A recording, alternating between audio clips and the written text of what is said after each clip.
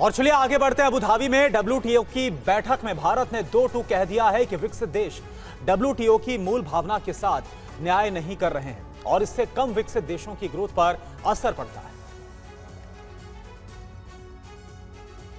WTO की बैठक में विकासशील देशों को लेकर भारत ने मजबूत स्टैंड लिया है। अबू धाबी में भारत ने कहा कि वैश्विक उद्योगीकरण की यात्रा में विकसित देश अपना हित देखते हुए नीति बनाते हैं, जिससे विकासशील देश के विकास पर असर पड़ता है।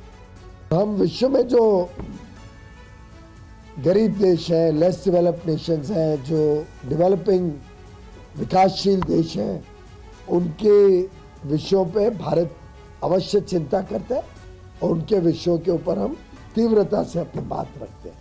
भारत ने कहा है कि डब्ल्यूटीओ की बैठक में जो बड़े बड़े वादे किए जाते हैं, विकसित देश उनको पूरा नहीं करते।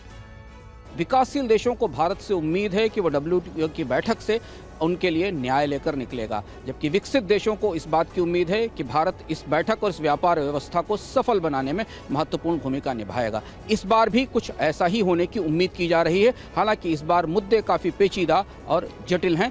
डब्ल्यूटीओ की वार्ताएं अब अपने निर्णायक दौर में पहुंच रही हैं। अबू धाबी के कन्वेंशन सेंटर से TV9 के लिए मैं अंशुमान तिवारी। और डब्ल्यूटीओ में चीन कारोबार की जगह निवेश पर जोर दे रहा है, लेकिन भारत ने चीन की इस चालबाजी को कामयाब नहीं होने दिया। देखिए अबू धाबी से TV9 नेटवर्क की रिपोर्ट।